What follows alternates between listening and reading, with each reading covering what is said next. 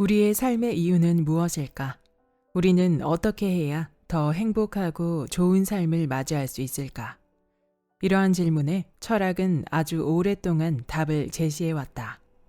행복한 삶의 비법부터 정의로운 사회를 만드는 법까지 2500년에 달하는 철학사의 의미 있는 50권의 저작을 통해 우리는 철학이 어떻게 우리의 정신을 일깨우고 삶에 강력하게 작동하는지 다시 한번 깨닫게 될 것이다. 안녕하세요. 따뜻한 책 한 잔입니다. 오늘 여러분에게 읽어드릴 책은 세계 철학 필독서 50, 지은이 톰 버틀러 보던, 옮기니 이시은, 발행 센시오입니다. 2500년 세계 철학사의 지형을 바꾼 50권의 명절을 한 권에, 고대의 플라톤부터 현대의 마이클 샌델까지 세계 철학사의 지형을 바꾼 50권의 명절을 한 권에 담은 책이 출간되었습니다. 2500년 철학사에서 50명의 철학자를 엄선해 그들의 핵심 사상과 대표 저작의 정수를 한 권당 10분이면 읽을 수 있도록 쉽게 정리한 책입니다. 철학은 우리의 삶을 이루는 인간과 사회에서 일어나는 근본적인 문제를 다루기에 굉장히 실용적인 학문입니다. 그러나 우리는 알게 모르게 철학이란 말에 움츠러듭니다. 막상 읽어보려 해도 수많은 철학자 중에 어떤 책을 읽어야 할지 판단하기 어렵고 수십 권씩 읽는 것도 버겁습니다. 세계 철학 필독서 50은 이 문제에 대한 해결책을 제시합니다. 이 책 한 권이면 어렵게만 느껴지던 철학의 핵심 지도가 한눈에 들어오고 어디서부터 시작해야 할지 분명하게 알 수 있습니다. 어디부터 읽어도 상관없습니다. 관심이 가는 철학자의 책부터 보면 됩니다. 분명한 사실은 논쟁이 필요 없는 위대한 철학서들의 책을 읽어봄으로써 잃을 것은 하나도 없고 무엇이든 얻게 될 것이라는 점입니다. 그럼 지금부터 본문 일부를 낭독해 드리겠습니다. 철학, 세상을 새롭게 보게 하는 힘.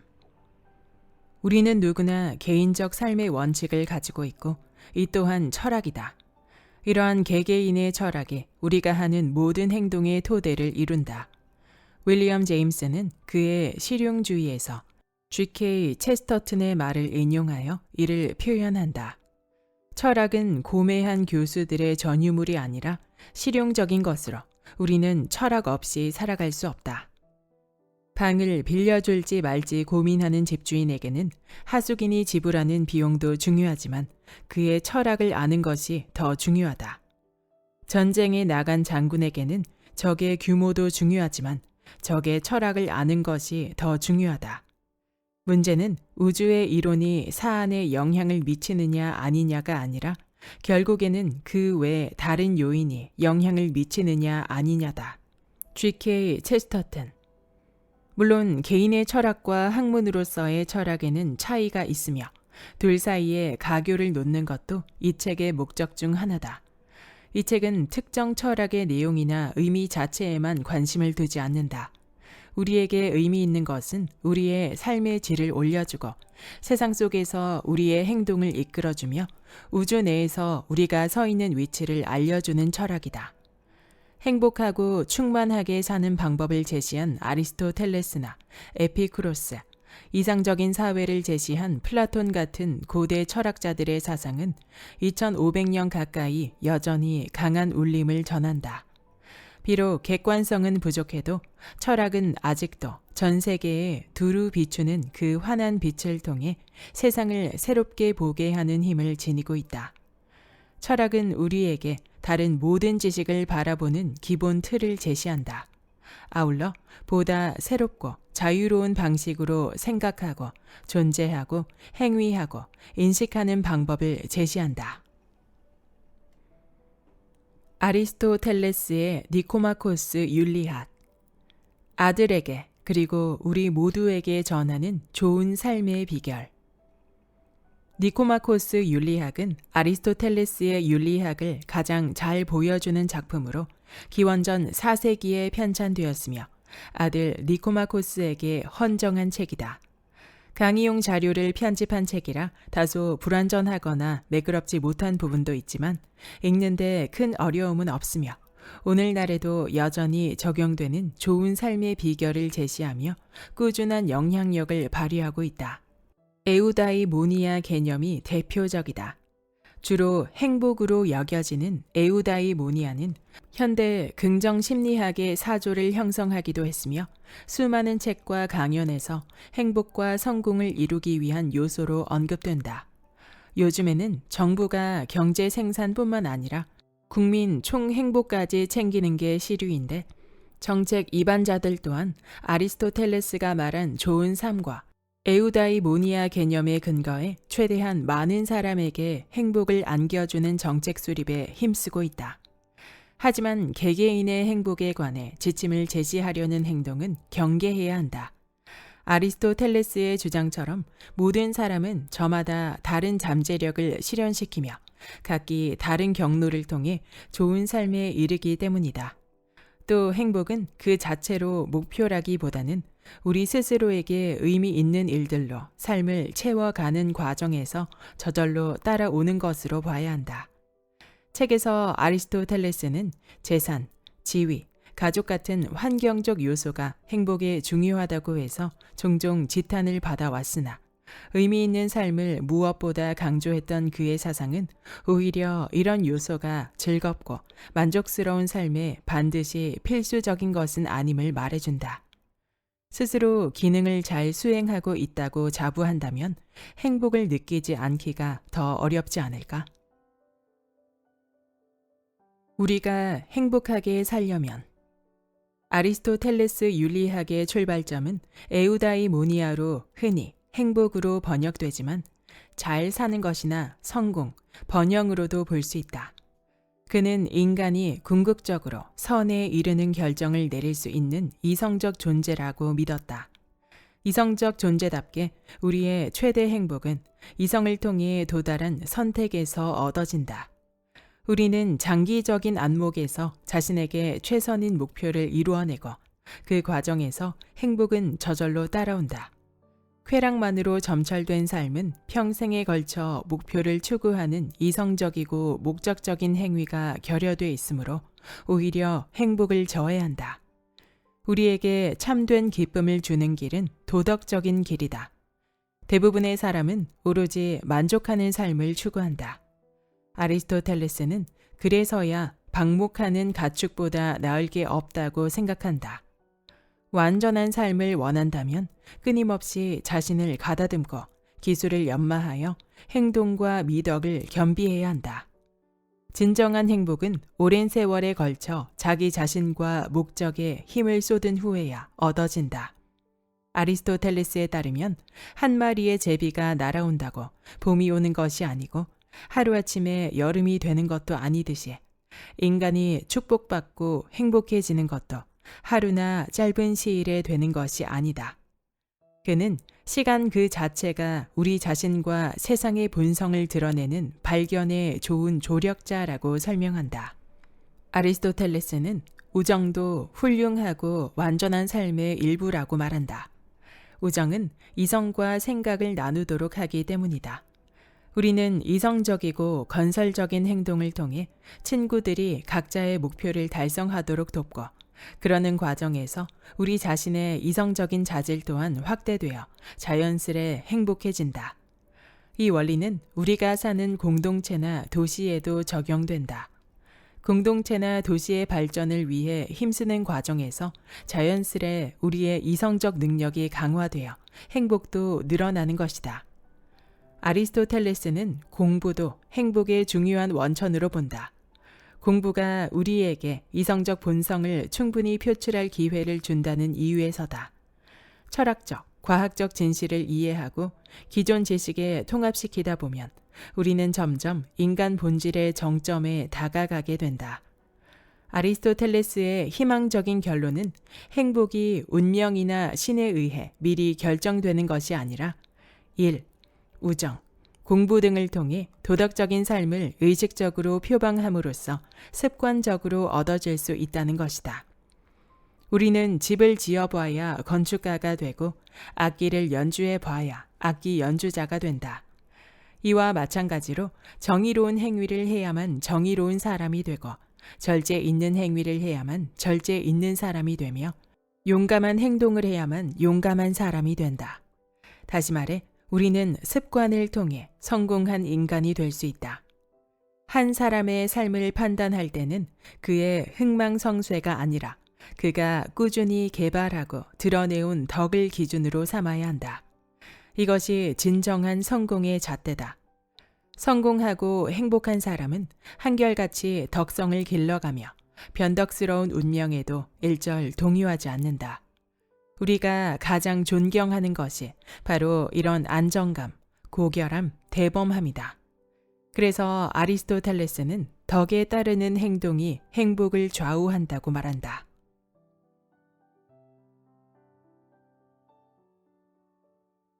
나심 니콜라스 탈레브의 블랙스완. 불확실성으로 가득한 이 세상에 대한 조언. 2007년에 출간된 블랙스완은 2008년 금융위기를 예견하며 유명해졌다. 현재 이 책은 전 세계 27개 언어로 번역되어 200만 부가 넘게 판매된 세계적 베스트셀러가 되었다. 2017년에는 출간 10주년을 맞아 개정 증보판이 발행되었다. 타임지는 이 책을 일컬어 최근 60년간 가장 큰 영향력을 발휘한 책이라고 평했으며 경영의 대가 톰 피터스는 10개의 도서관에 꽂힌 모든 책들을 합친 것보다 이 한 권의 책 속에 현실 세계에 대한 더 많은 이야기가 들어있다면서 극찬을 아끼지 않았다.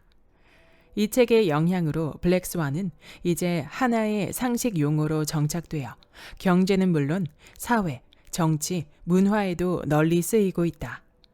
블랙스완이란 전혀 예상할 수 없던 일들이 실제로 나타난 사건을 말하는데 서부 호주에서 초기 탐험가들이 검은 백조를 발견할 때까지 사람들이 전부 백조는 하얗다고 생각한 데서 유래했다. 오죽하면 사전적 의미가 백조, 즉 흰색 새일까? 돌아보면 인류의 역사는 아무도 예상치 못했던 대형 사건들로 점철되어 있다.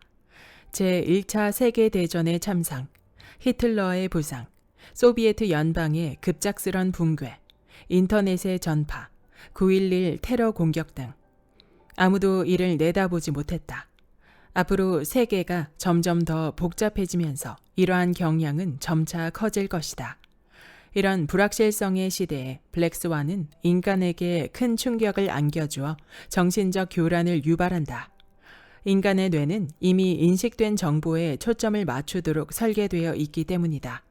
하지만 나심 니콜라스 탈레브가 책에서 말했듯이 몇 마리 되지 않는 검은 백조의 존재에서 찾아낸 원리로 세계의 거의 모든 것을 설명할 수 있다.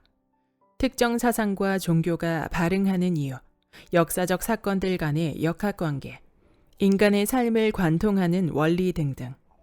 이를 위해 탈레브는 우리가 세상을 바라보는 방식을 두 가지 세계로 표현한다. 바로 평범의 왕국과 극단의 왕국이다. 평범의 왕국은 노력과 결과 간의 동등한 관계가 성립하여 미래를 예측할 수 있고 대부분의 요소가 평균치 주변에 넓게 몰려 있다. 반면에 극단의 왕국은 본질적으로 불안정하고 예측 불가능하며 승자가 독식하는 구조다. 우리가 실제 사는 곳이 극단의 왕국이고 이 사실을 받아들이는 것이 이 세계에서 잘 살아가기 위한 첫 번째 단계다. 우리가 모르는 것이 더 중요한 이유. 블랙스완 효과는 리스크 제거를 위한 복잡한 금융 알고리즘이나 사회과학자들의 예측 등 불확실성을 억제하려는 모든 노력을 비웃어왔다. 우리의 인생을 한번 생각해보자. 배우자와의 만남부터 현재 종사하는 직업까지 우리의 계획이나 일정에 따라 이루어진 일이 얼마나 될까? 또 우리가 추방당하거나 해고되거나 부유해지거나 가난해지는 것을 어느 누가 예측했을까? 그래서 탈레브는 블랙스완 원리에서는 우리가 아는 것보다 우리가 모르는 것이 더욱 중요하다고 역설한다. 우리 인생을 형성하는 것은 예상 밖의 일들이기 때문이다. 만일 그렇다면 앞으로의 일이 과거에 경험했던 방식대로 진행되리라 믿을 근거는 또 어디에 있을까? 탈레브는 인간의 마음이 삼중의 불투명성을 겪는다고 말한다. 이해의 망상. 우리는 세상이 어떻게 돌아가는지를 실제 아는 것보다 더 잘 알고 있다고 착각한다. 사후 왜곡. 우리는 사태가 발생한 후에 거기에 의미를 부여하며 이야기를 지어낸다. 그리고 이것을 역사라 부른다. 사실, 통계, 범주의 과대평가. 우리는 사실, 통계, 범주 등이 미래를 예측하거나 심지어 정확한 현실상을 보여줄 수 있다고 자신을 속이지 말아야 한다. 우리는 정상이라고 여기는 원칙에 따라 살고 있지만 정상 상태는 거의 아무것도 검증하지 못한다. 어떤 큰일이 느닷없이 터지면 우리는 그 사건의 희박한 발생 확률과 의외성을 무시하려 애쓴다. 우리는 어떻게든 그 사건을 설명하고 싶어 한다. 하지만 극단적인 상황 속에서 어떻게 행동하는지 보지 않고는 그 사람을 제대로 알 수 없고 평상시의 행동만으로 범죄자의 위험성을 평가할 수도 없다. 이처럼 상황을 규명하는 것은 정상적인 상태가 아니라 드물고 이례적인 사건일 때가 많다. 무슨 일이 벌어지고 있는지 모르는 것은 비단 평범한 사람들뿐만이 아니다.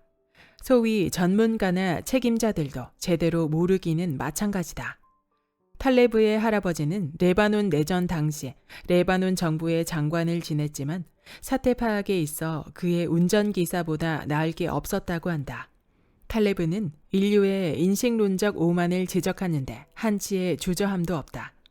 예를 들어 CEO들은 기업의 성공이 우연한 행운을 비롯한 수백만 가지 다른 요인이 아니라 자신들의 능력에 달려 있다고 믿는다. 탈레브에 따르면 이것은 비즈니스 스쿨에서 부추긴 환상이다.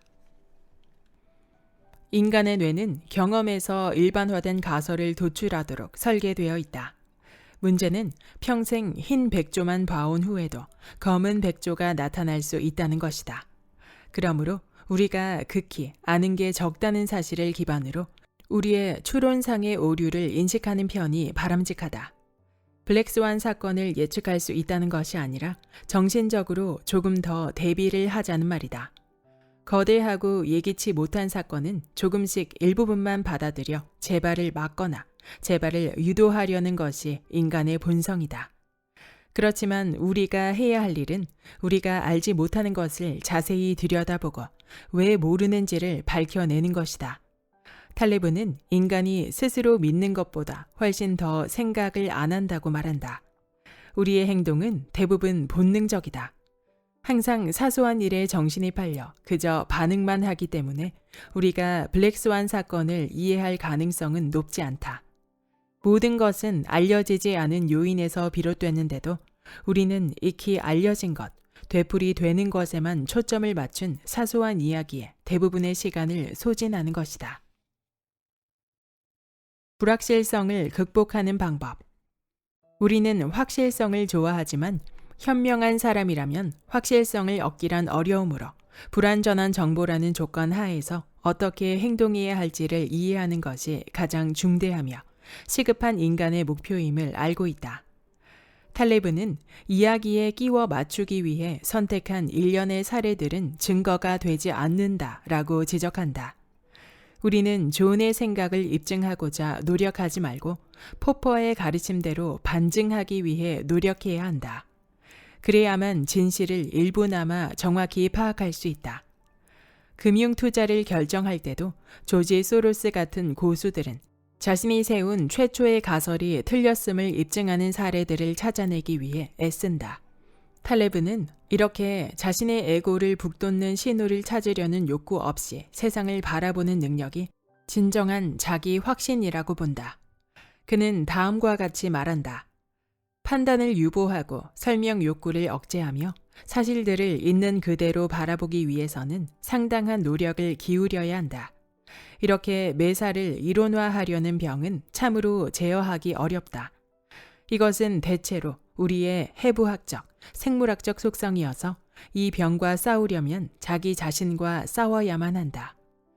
물론 우리의 이런 점도 충분히 이해는 간다. 끝없이 밀려드는 정보를 우리 머릿속에서 처리하자면 일정한 규칙을 만들고 어느 정도 단순화할 수밖에 없다. 신화와 이야기는 우리가 이 세계를 이해하도록 도와준다. 과학은 본연의 목적은 다르지만 어쨌든 우리의 이익을 위해 만사를 체계화하는 데 이용한다. 이런 맥락에서 보자면 지식이란 우리에게 위안을 주기 위한 치료 요법에 지나지 않는다. 과학을 비롯한 학계의 모든 분야가 이 점에 책임이 있다. 물론 언론에서도 매일같이 이런 사례들이 쏟아져 나온다. 만일 어떤 후보가 선거에서 패하면 바로 패인이 제시될 것이다. 분석의 옳고 그름은 중요하지 않다. 중요한 것은 그런 사건이 왜 일어났는지를 설명하는 이야기가 빨리 주어지는 것이다. 뉴스 진행자가 나와서 스미스가 낙선했습니다만 그 이유는 잘 모르겠습니다. 라고 말한다면 그야말로 충격일 것이다. 우리는 뭐든지 잘 모르면서도 자신이 지식 범위와 그 효율성 및 효과성을 총체적으로 과대평가한다. 이런 자기 과시는 인간의 타고난 본성인 듯하다. 탈레브는 학생들을 대상으로 숙제를 끝마치는 데 필요한 시간을 추정하게 한 어느 실험을 소개한다. 두 개의 실험 집단 중에 낙관적인 집단은 26일 만에 숙제를 끝낼 수 있다고 생각했고 비관적인 집단은 47일이 걸릴 것으로 예상했다. 이 학생들이 실제로 숙제를 마치는 데 걸린 평균 기간은 얼마였을까? 56일이었다. 이런 결과는 우리의 정신적인 시야가 좁아서 매사를 수행할 때 당연히 일정 계산에 포함시켜야 할 예기치 못한 돌발 사건의 발생 가능성을 염두에 두지 않기 때문이다. 인내심을 가지고 실행하라. 주목할 만한 발견이나 기술은 거의 의도적인 계획과 설계로 얻어지지 않는다. 이것들은 단지 블랙스완이다 라는 탈레브의 주장은 쉽게 반론에 부딪힐 수 있다. 예를 들어 듀폰사는 나일론의 막대한 가치를 깨닫고 수년에 걸쳐 이 직물을 개발했다. 설령 우연히 발견된 신약이라도 출시되기까지는 수년간의 개발 및 계획 단계를 거쳐야 한다. 그러나 조직과 개인들의 지속적인 시행착오를 통해 긍정적인 블랙스완을 개발할 가능성을 높이려면 기획보다는 실행에 주력해야 한다는 탈레브의 주장은 옳다. 그 밖에도 탈레브는 인내심을 가지라고 조언한다. 지진은 불과 몇 분, 9.11은 몇 시간뿐이었지만 역사의 변화나 기술 발전은 수십 년이 걸릴 수도 있는 블랙스완이다. 일반적으로 긍정적인 블랙스완은 효과를 발휘하는 데 오랜 시간이 걸리는 반면 부정적인 블랙스완은 순식간에 생겨난다. 거대한 위협을 달성하려면 오랜 세월이 걸릴 것이고 우리는 결코 미래가 어떻게 펼쳐질지 알 수 없지만 장기적인 시각을 견제한다면 온갖 장애와 역경을 극복하는 데 도움이 될 것이다.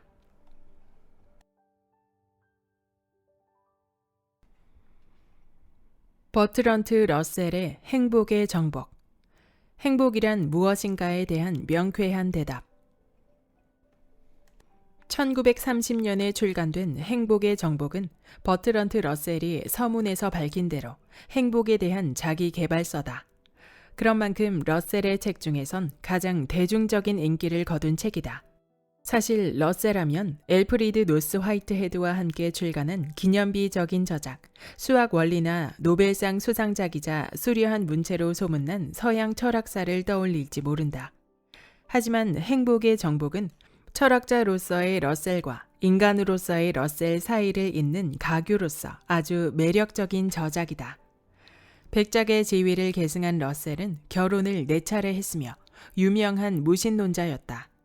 반전, 반핵 운동을 주도했으며 정계 진출을 시도해 자유무역과 여권 신장을 외치기도 했다. 그야말로 러셀은 행동하는 철학자였다. 98살까지 살았던 그는 자신의 철학 및 정치 사상을 시험하고 인생에 적용해볼 넉넉한 시간이 있었다. 그래서 이 책이 더 의미가 있다. 행복을 논하는 책들은 지난 수십 년간 셀 수도 없을 만큼 쏟아져 나왔지만 대부분이 경험적 연구에 기반을 두고 있었다. 하지만 러셀은 그런 데이터를 일절 사용하지 않고 자신의 철학으로 진실성을 획득한다. 실제로 러셀은 지극히 충만하고 생산적인 삶을 영위했고 아마도 이런 사실이 이 책을 권하는 최고의 광고일 것이다. 러셀은 행복 처방전에는 다양한 항목이 포함되지만 그 중에서도 중요한 것은 노력과 체념 사이의 중용이다. 모든 일에서 완벽을 추구하다 보면 불행해질 수밖에 없다. 어쩔 수 없는 일은 단념해야 실제로 영향을 미칠 수 있는 중요한 일에 집중할 수 있다. 청소가 덜 되었거나 저녁 준비가 늦는 것까지 일일이 감정적으로 굴다 보면 피곤한 건 오히려 자신이다. 러셀은 행복이 부분적으로는 외부 환경에, 부분적으로는 자기 자신에게 달려 있다고 결론 짓는다. 행복은 음식, 집, 사랑, 일, 가족, 기타 수백 가지 요인에서 비롯된다. 행복의 원천이 우리 주변에 얼마든지 널려 있다는 점을 고려할 때 심리적인 사회 부적응자만 아니면 누구든지 행복해질 수 있다고 러셀은 말한다. 더 행복해지는 방법. 행복의 정복의 도입부에서 러셀은 자신이 행복한 아이는 아니었다고 고백한다. 러셀이 좋아했던 찬송가는 세상에 지친 이 몸에 죄로 된 짐을 지고였고 사춘기 때에는 삶을 증오해 늘 자살할 생각을 품고 있었지만 수학에 대해서 좀 더 알고 싶다는 욕구 때문에 자살 충동을 억누를 수 있었다고 그는 말한다. 그렇지만 한 해, 두 해가 지날수록 그의 삶은 점점 행복해졌는데 이는 본인이 좋아하는 일을 더 많이 하고 이룰 수 없는 바람들은 깨끗이 단념했기 때문이었다. 그러나 무엇보다 러셀이 행복해진 주된 비결은 자신에 대한 집착을 줄인 것이었다. 자신에 대한 관심은 어떤 적극적인 활동으로 이어지기 힘들다.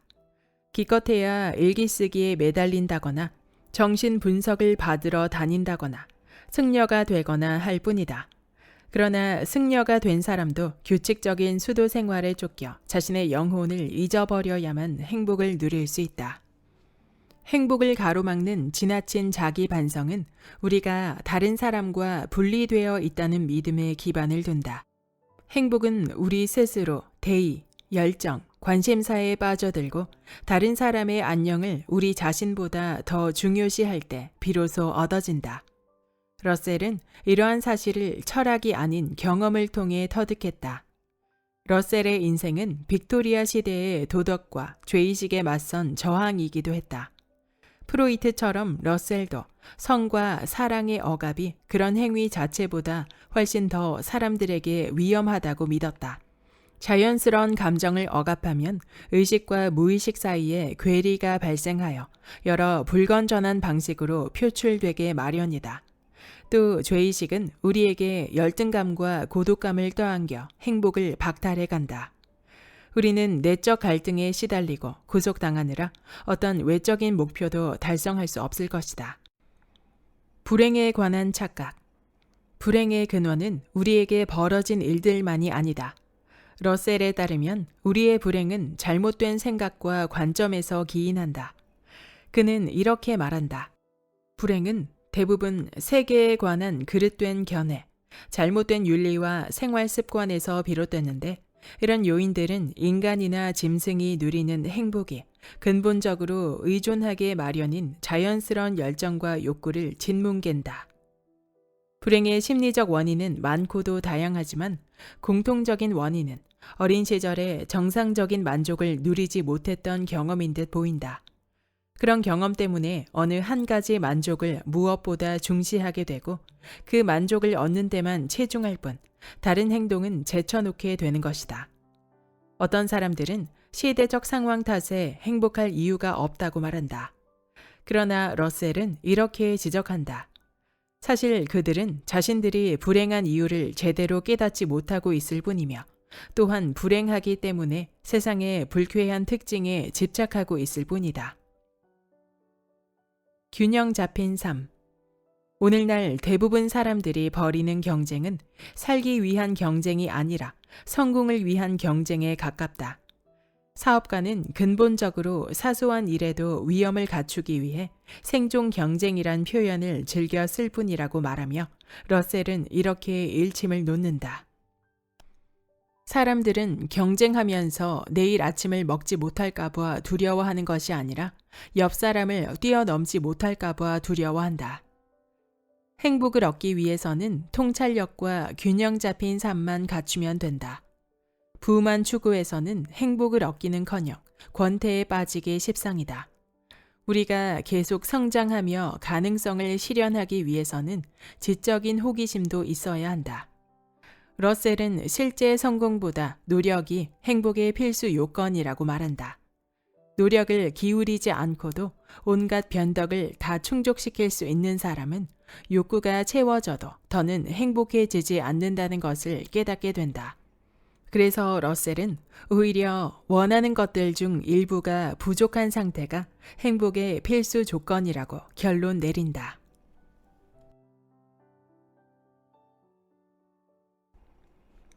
랄프 waldo 에머슨의 운명, 그리고 인간의 자유와 의지에서 찾은 인생의 법칙.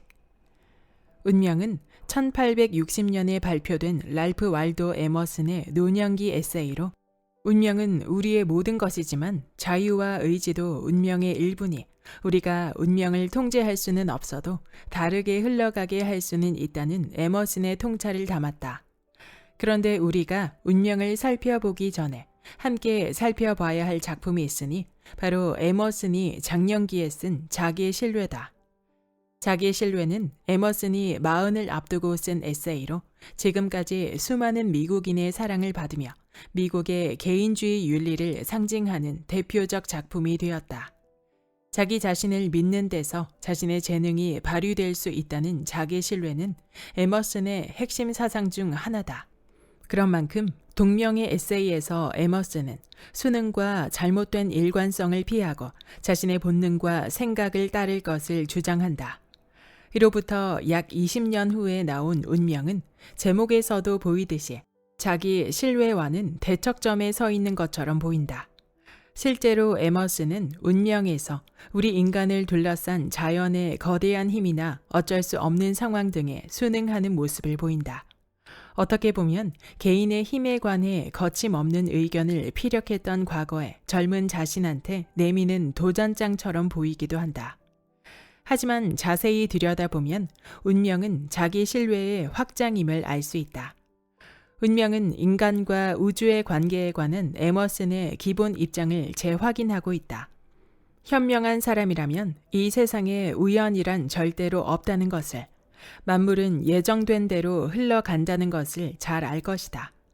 하지만 인간의 역사를 보면 인간은 자유와 의지로 많은 것을 바꾸어 놓았다. 그저 흐르는 대로 순응했다면 인간은 지금과 같은 문명을 쌓아 올리지 못했을 것이다. 인생의 법칙은 결코 막을 수 없이 그 자체의 논리로 움직이지만 동시에 우리에게 기회와 가능성을 열어준다. 그 과정에서 우리는 자신의 작은 자아를 잃게 되겠지만 대신 무한히 거대하고 강력한 무언가와 조화를 이루게 된다. 그 전까지는 운명의 지배를 받던 처지에서 같이 세계를 만들어 나가는 공동 창조자가 되는 것이다. 운명을 시인한다. 에머슨은 인생에 거스를 수 없는 천명이 존재하며 실제로 운명이 있다고 시인하며 말문을 연다. 그러면서도 개인의 뜻과 성격의 힘 역시 실제하는 힘이라고 단언한다. 그렇다면 이 상반되는 듯 보이는 힘을 어떻게 화해시킬 것인가? 개인적인 차원에서 우리들 대부분은 우리의 개성이 세계와 균형을 이루고 우리가 그럭저럭 필연과 자유의 간극을 넘나들며 거스를 수 없는 천명이 존재하기는 해도 그런 천명에는 다 이유가 있다고 느낀다.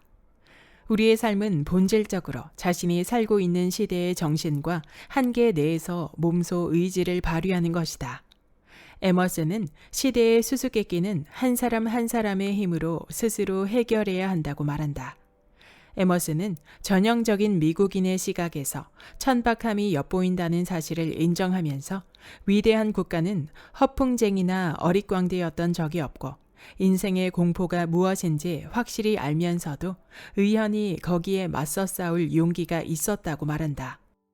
그는 기꺼이 전쟁에서 죽기를 불사했던 스파르타인과 미리 정해진 운명을 순순히 받아들이며 역시 적의 칼날을 향해 돌진했던 터키인, 아랍인, 페르시아인을 거론한다. 심지어 과거 미국의 칼뱅파 신도들조차 우주의 무게에 비하면 자신들 개개인은 보잘것없다는 비슷한 위엄을 갖추고 있었다. 에머슨은 초서의 표현처럼 운명이 전쟁과 평화, 증오와 사랑의 행로를 결정하는 위대한 사자인 마당에 하찮은 우리들이 실질적 영향력을 갖는다고 믿는 것은 오만이라는 뜻을 내비친다. 게다가 에머슨에 따르면 자연은 그렇게 자애로운 존재가 아니라서 남자든 여자든 가리지 않고 태연히 물속에 빠뜨리고 인간이 탄 배를 먼지 한 톨처럼 집어 삼킨다. 동물은 종족끼리 서로를 잡아먹고 화산은 폭발하며 도시는 바닷속으로 함몰되고 콜레라가 온 도시에 창궐한다. 신의 섭리가 과연 이런 재난으로부터 우리를 구해줄까? 설령 신의 섭리가 존재하더라도 우리는 그 힘을 알아볼 길이 없으므로 거기에 의지할 수도 없다. 에머슨은 이 경외할 은인에게 신학생의 청결한 셔츠와 흰 목깃으로 치장시켜봤자 아무런 도움이 되지 않는다고 말한다. 자연은 다정하지 않고 그 형태는 압제적이기까지 하다. 새의 존재가 그 부리의 형태와 길이, 날개 너비로 결정되듯이 인간의 가능성은 성별, 인종, 성격, 재능 등에 좌우된다. 모든 정신은 자신이 살 집을 만들지만 나중에는 그 집에 구속당하게 된다. 우리의 DNA와 가문의 혈통이 우리의 운명을 만드는 것이다. 그럼에도 인간은 자유롭고 힘이 있다. 이처럼 운명의 무게를 강력히 주장하던 에머슨은 돌연 방향을 바꾸어 운명에도 한계는 있다고 주장하기 시작한다. 세계를 움직이는 또 다른 원동력, 그의 표현으론 힘이 있기 때문이다. 만약 운명이 자연사라면 힘은 그 강력한 적수고 인간은 하찮은 짐이 아니라 이미 결정된 듯한 역사의 진행을 가로막는 거대한 대항력이다. 에머슨은 인간의 자유도 운명의 일부고 인간이 사고하는 한 인간은 자유롭다고 말한다. 운명을 지나치게 깊이 생각하는 것은 건전하지 않고 나약하고 게으른 사람일수록 모든 것을 운명 탓으로 돌리기 쉽다. 운명을 대하는 올바른 방식은 운명의 자연적인 힘을 일깨우되 자신의 행동의 자유는 여전히 견지하는 것이다. 자유는 감정과 상황에 휘말려 나약해지기 쉬운 우리에게 확고한 의지를 북돋워 줄 수 있다. 인간이 강과 나무와 산과 비교해서 뒤떨어져서는 안 된다. 강처럼 흐르고 나무처럼 가지를 뻗으며 산처럼 저항력을 갖지 않으면 안 된다. 다른 사람들이 운명을 해로운 힘으로 믿더라도 우리는 운명을 이로운 힘으로 여기고 자신이 운명의 천사로부터 보호받고 있음을 알아야 한다. 에머슨은 예기치 못한 자연의 분노를 길게 설명한 뒤 운명에는 운명으로 맞서 나갈 수 있다고 주장한다. 우주에 잔혹하고 우발적인 수많은 사건이 있다면 우리를 구성하는 원자들 역시 광폭하게 대항할 것이기 때문이다. 게다가 우리는 스스로를 자유롭게 만드는 창조력을 지니고 있으므로 기계의 일개 부품으로 전락하는 대신 우주의 발전에 참여해 우주의 작동 원리를 깨닫고 그 과정에서 우리의 독창성으로 채울 만한 틈새를 발견할 수 있을 것이다. 우리가 만물 통합의 이치를 더 많이 깨우칠수록 세상 속에서 우리의 가치도 자연히 늘어날 것이다. 우리는 운명의 책에 쓰여 있던 내용 못지않은 실제 운명을 직접 써내려 갈 수 있다. 사유는 모든 것을 마음먹은 대로 만들 수 있는 수준까지 인간의 정신을 끌어올림으로써 물질적 우주를 해체시킨다. 에머슨의 또 다른 발견은 항상 어느 한 사람이 다른 사람보다 그 시대의 신의 섭리를 더 많이 표현한다는 것이다. 진리를 인식하는 것은 진리에 대한 지배 욕구와 깊은 관련이 있다. 자연의 힘은 엄청나지만 불타오르는 인간의 의지도 그에 못지않아 한 나라 전체를 일대 충격으로 몰아넣거나 새로운 종교를 창시할 수도 있다. 영웅은 명백히 운명을 잊은 듯이 행동하고 세계가 다른 식으로 펼쳐질 수도 있다는 사실 따윈 전혀 안중에도 없다. 가만히 들여다보면 운명은 단지 우리가 완벽히 설명해내지 못하는 원인에 불과하다고 에머슨은 주장한다. 예컨대 장티푸스로 인한 사망은 누군가 장티푸스 예방에 일조한 하수시설을 개발하기 전까지는 신의 뜻처럼 보였다. 괴혈병 역시 라임 주스로 예방이 가능하다는 걸 발견할 때까지는 수많은 선원을 죽게 했다. 철도 노선이 깔릴 때까지는 광활한 대륙은 골치 아픈 장애물이었다. 이렇듯 인간의 창조력은 종종 전지전능한 운명으로 보이던 것들을 가차없이 비웃는다. 에머슨의 결론. 운명의 끝부분에서 에머슨은 인간과 사건의 관계로 다시 돌아온다. 그는 인간의 영혼은 결국 자신에게 일어날 사건을 그 안에 포함하고 있다. 사건은 영혼이 생각하는 것을 현실화한 데 불과하기 때문이다. 사건이란 자신의 모습을 표출한 것에 지나지 않는다. 그래서 자기 피부처럼 자기 몸에 꼭 맞는다. 그러면서 에머슨은 이렇게 말을 잇는다. 인간의 운명은 그 사람의 성격이 만들어내는 것이다. 한 사람의 성장은 그의 야심, 그의 친구, 그의 행동 속에서 명확하게 표현된다. 그는 운명의 한 조각처럼 보이지만 실은 인과관계의 한 조각에 가깝다. 에머슨은 역사를 도로에서 서로를 밀치는 두 소년에 비유한다. 인간은 밀고 또 밀린다. 약한 사람은 환경에 의해 밀려나지만 현명하고 강한 자는 결코 끄떡도 안 할 듯한 대상도 언젠가는 움직일 수 있다는 것을 알고 세상에 자신의 생각을 아로새길 수 있다는 것도 안다. 에머슨은 이렇게 묻는다. 우리가 지금 살고 있는 이 도시도 어떤 한 사람의 의지에 굴복한 잡다한 물질의 집합체에 불과하지 않은가? 화강암이 아무리 저항을 하더라도 인간의 손이 훨씬 강하기 때문에 마음먹은 대로 이용할 수 있었던 것이다. 여기까지 세계 철학 필독서 50의 본문 일부였습니다. 이 책은 2014년에 짧고 깊은 철학 50이라는 제목으로 출간되었던 책인데요. 2022년 11월 개정 증보판으로 다시 출간되었습니다. 이 책의 저자 톰 버틀러 보더는 철학, 경제학, 영성 등 다양한 분야의 명저들을 뽑아서 해설한 50권 고전 시리즈의 작가로 유명한 인물입니다. 그는 시간이 없는 현대인에게 핵심적인 정보만 정리해서 제공하는 것이 나의 사명이다라고 말했을 정도로 방대한 양의 저서들을 이 한 권 속에 핵심만 골라서 축약해 놓아 이해하기 쉽도록 저술해 놓았습니다.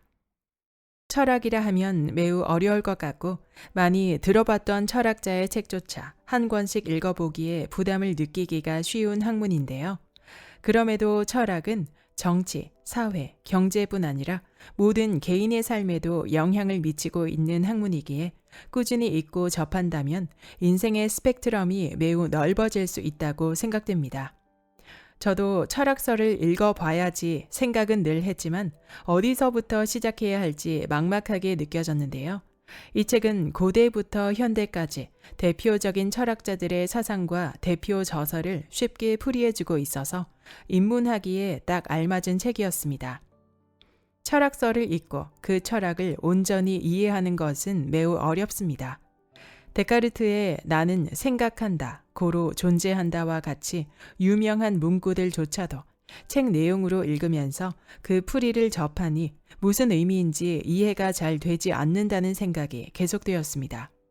하지만 이 책을 계속해서 읽어 나가면서 든 생각은 그 철학자들의 생각을 읽어 나가면서 내 생각과 맞아 떨어지는 것, 또는 매력적으로 다가왔던 문구들을 하나씩 발췌해가며 그것을 확장하고 흡수해 나가는 과정이 철학을 접하는 매력이라는 것이었습니다.